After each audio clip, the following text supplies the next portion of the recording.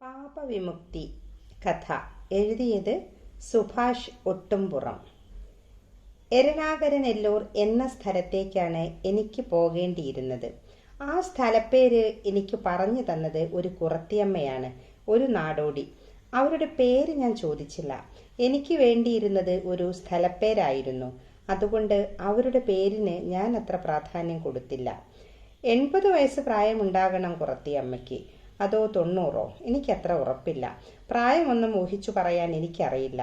ഊരും പേരും അറിയാത്ത ആ നാടോടി സ്ത്രീയായിരുന്നു കാലത്തിനപ്പുറത്തേക്കുള്ള എൻ്റെ വഴികാട്ടി. ശങ്കരേട്ടൻ്റെയും രാമേട്ടൻ്റെയും മക്കളും മരുമക്കളും പിന്നെ എൻ്റെ അമ്മയുമൊക്കെ നാലമ്പല ദർശനത്തിനുള്ള ഒരുക്കങ്ങൾ തുടങ്ങിയപ്പോൾ തന്നെ ആ സ്ഥലത്തെ പറ്റിയുള്ള അന്വേഷണം ഞാൻ തുടങ്ങിയിരുന്നു.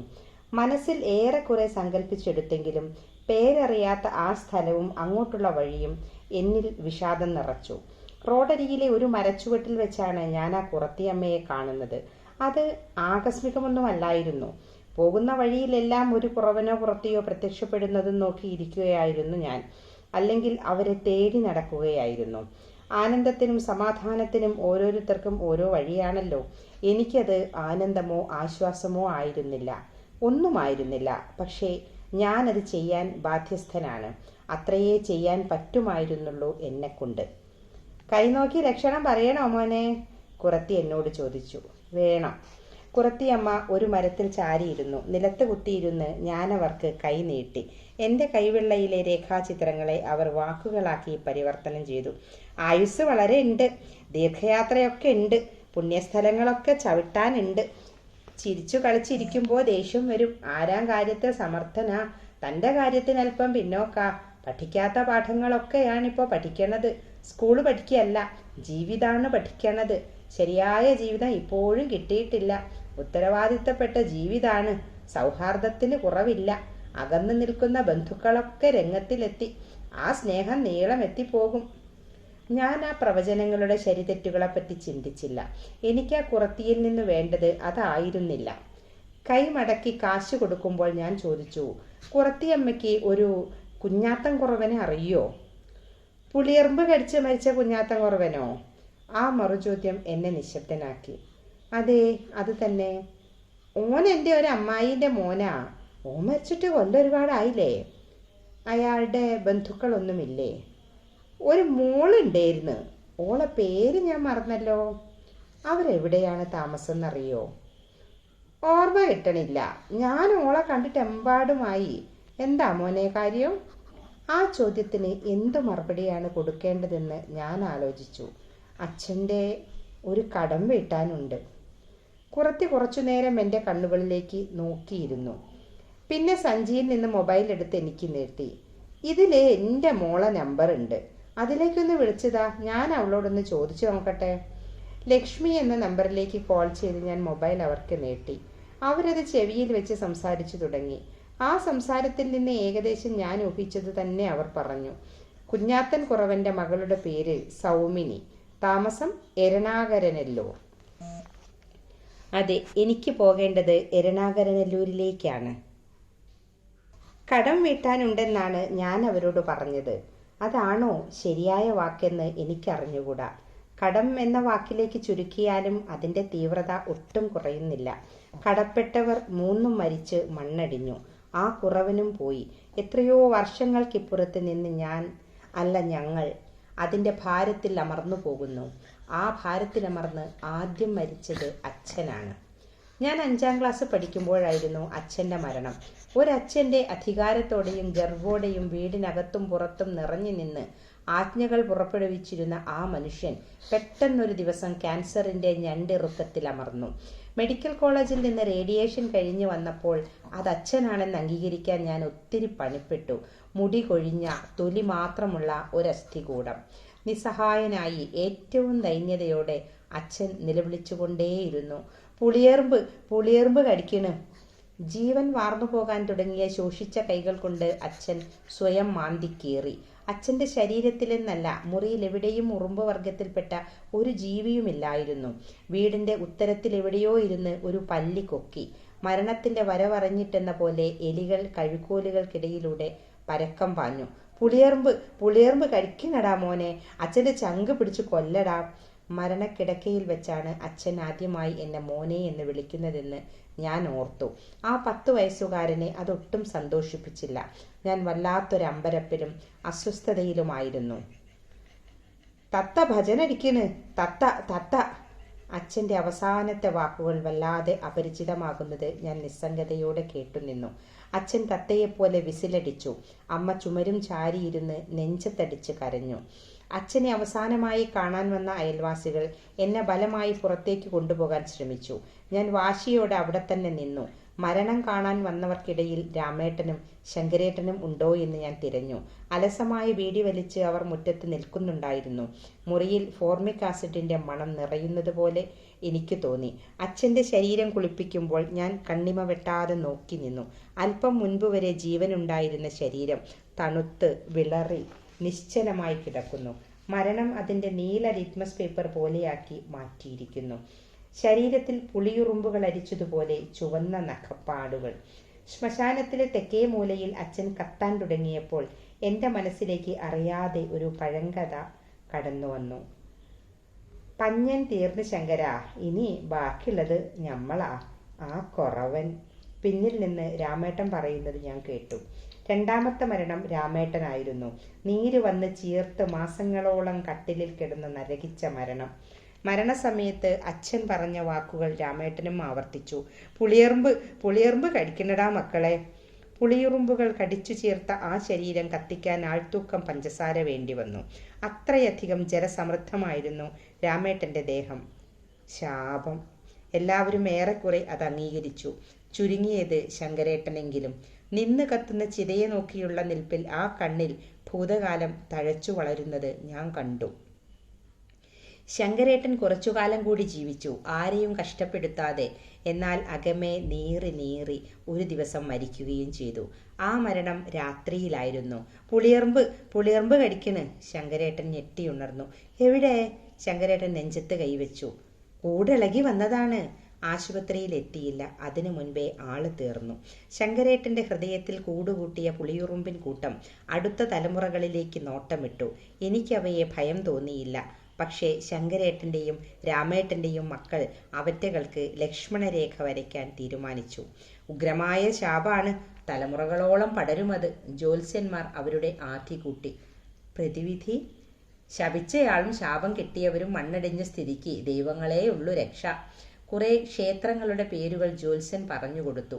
ഗുരുവായൂർ, കൊട്ടിയൂർ, വൈക്കം, പഴനി, രാമേശ്വരം. 3 വീട്ടുകാരും ഒരു തീരുമാനത്തിലെത്തി. നാലമ്പല ദർശനം, പാപപരിഹാരം. എനിക്ക് പോകേണ്ടത് പക്ഷേ എരണാകരനെല്ലൂർക്കാണ്.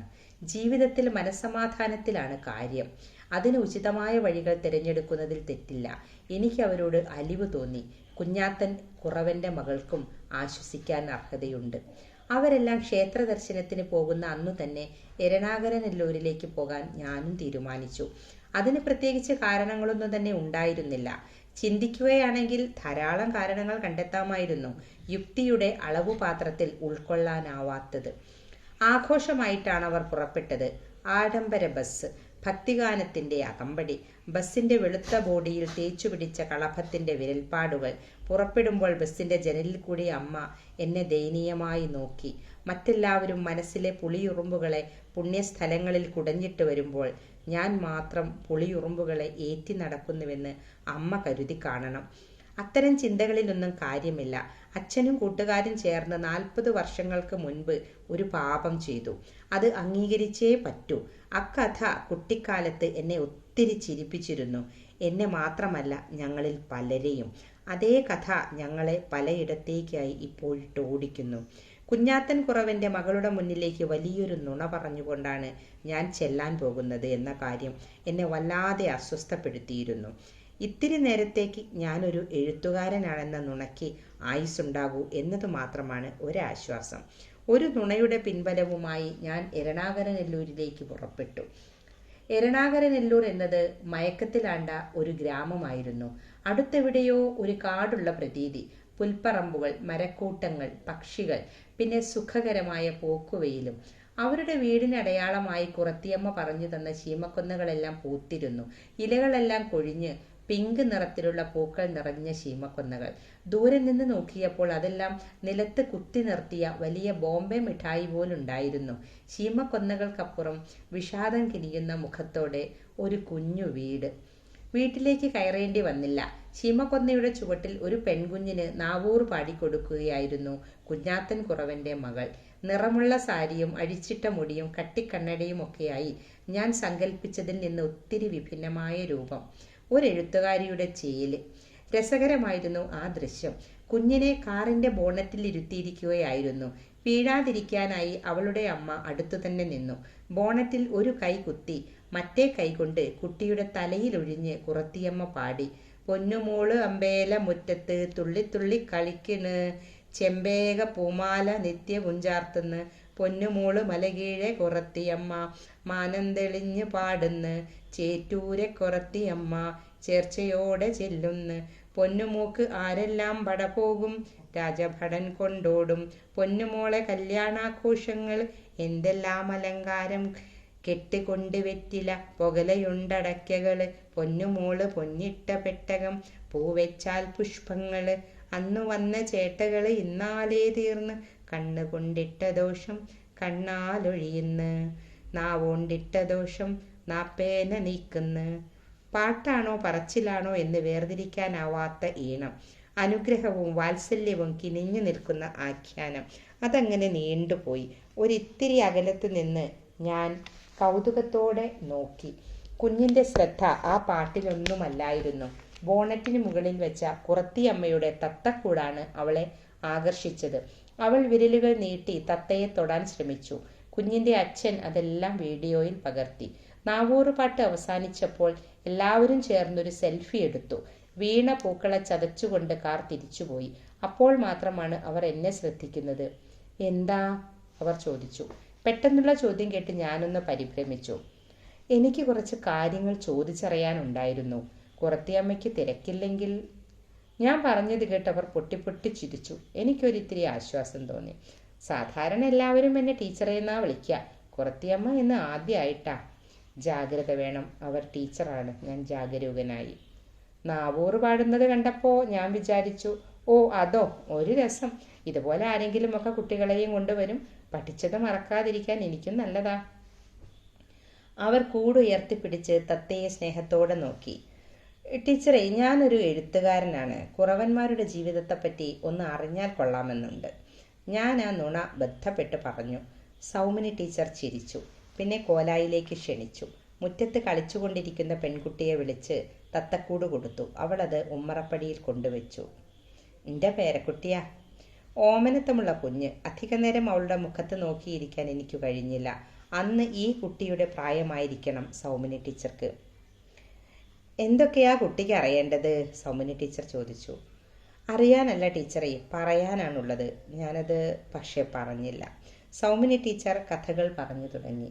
കൊടുങ്ങല്ലൂരിൽ നിന്നാണത്രേ അച്ഛൻ ഇങ്ങോട്ട് വന്നത്. കൈനോട്ടം, നാടുകൾ തോറുമുള്ള അലച്ചിൽ, ഉത്സവപ്പറമ്പുകളിലെ കൈനോട്ടക്കാരുടെ സംഗമം. ഒരു നാവൂറ് പാട്ട് പോലെ അവർ ഓരോന്നും പറഞ്ഞു. ഒരു വിഷാദഗാനം പോലെ. ഞാനത് കേട്ടു മറന്നു. അച്ഛൻ? ഞാൻ അറിയാത്ത പോലെ ചോദിച്ചു. ഭാർഗവിയെയും എടുത്ത് അച്ഛൻ രാവിലെ തന്നെ വീട്ടിൽ നിന്ന് ഇറങ്ങും. ഓരോ നാട്ടിലും അലഞ്ഞു നടന്ന് ആളുകളുടെ ഭൂതം ഭാവി വർത്തമാനങ്ങൾ പറയും. ഭാർഗവി ഞങ്ങളുടെ തത്തയായിരുന്നു കേട്ടോ. അവളെ ചീട്ടെടുക്കാൻ പഠിപ്പിച്ചത് ഞാനാ. ടീച്ചർ ഓർമ്മകളിൽ വിടർന്നു. വൈകുന്നേരം എന്നെ പേര് ചൊല്ലി വിളിച്ചേ അച്ഛൻ മുറ്റത്തേക്ക് കയറൂ. അച്ഛൻ വരുന്നത് നോക്കി ഞാൻ ഉമ്മറത്ത് തന്നെ ഇരിക്കും. ഒരു 10 വയസ്സുകാരിയുടെ മുഖം എന്നിൽ തെളിഞ്ഞു. ഞാനന്ന് ജനിച്ചിട്ടുകൂടിയില്ല. എന്നിട്ടും അവർ പറയുന്ന ഓരോ വാചകവും എൻ്റെ ഉള്ളിൽ വ്യക്തമായ ചിത്രങ്ങൾ പതിപ്പിച്ചു. അന്ന് പക്ഷേ അച്ഛൻ വരാൻ ഒത്തിരി വൈകി. ഒത്തിരി വൈകി. ഞാൻ കാത്തിരുന്നു. ടീച്ചർ ഓർമ്മകളിൽ നനയാൻ തുടങ്ങുകയായിരുന്നു. ഞാൻ ഉരുകാനും. ഇരുട്ട് നന്നായി വീണപ്പോഴാണ് അച്ഛൻ വന്നത്. പനിച്ച് വിറച്ച്, പേടിച്ച് വിറച്ച്. ടീച്ചർ മുഖത്തു നിന്നും കണ്ണട മാറ്റി സാരിയുടെ മുന്താണി കൊണ്ട് കണ്ണുകളൊപ്പി. അച്ഛൻ്റെ മേത്ത് ഒരു തുണി പോലും ഇല്ലായിരുന്നു.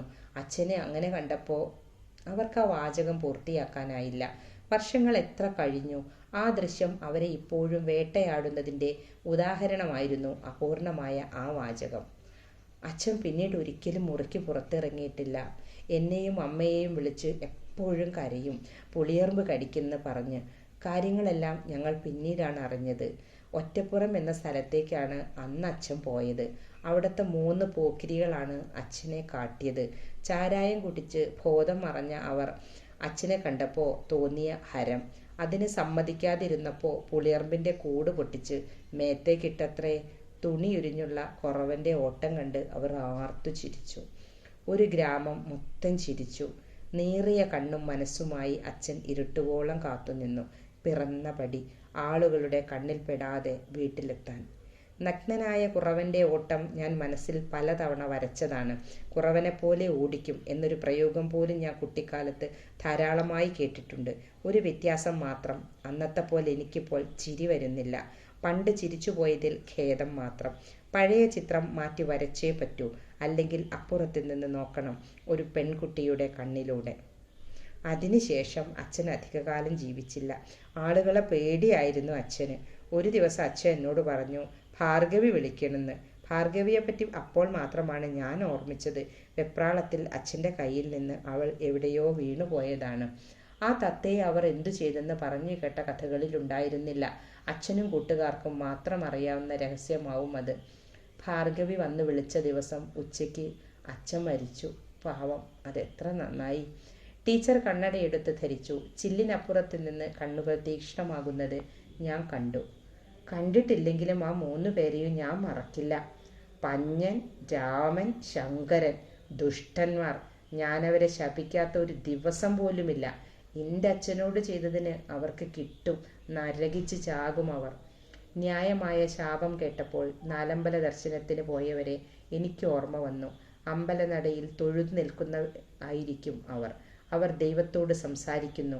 ഞാനൊരു ദൈവത്തെ കേട്ടുകൊണ്ടിരിക്കുന്നു. ഞാൻ എരണാകരനെല്ലൂരിലേക്ക് വന്നത് പക്ഷേ ചുമ്മാ കേട്ടിരിക്കാനല്ല. എനിക്കും സംസാരിക്കാനുണ്ട്. എനിക്കത് പറയണം. ടീച്ചർ പറഞ്ഞത് ശരിയാണ്. അവർ 3 പേരും അനുഭവിച്ച് തന്നെയാണ് മരിച്ചത്. മരിക്കുമ്പോൾ 3 ആളുടെയും മേത്ത് പുളിയുറുമ്പുണ്ടായിരുന്നു. ഞാൻ പറഞ്ഞത് കേട്ട് ടീച്ചർ അത്ഭുതത്തോടെ എന്നെ നോക്കി. ഞാൻ എഴുന്നേറ്റു. പിന്നെ കുനിഞ്ഞു നിന്ന് അവരുടെ കാലിൽ തൊട്ടു. എന്താ കുട്ടി ഈ കാട്ടണത്? അവർ വല്ലാതായി. ആ 3 പേരിൽ ഒരാളുടെ മകനാണ് ഞാൻ. അച്ഛൻ ചെയ്തത് മഹാപാപമായിരുന്നു.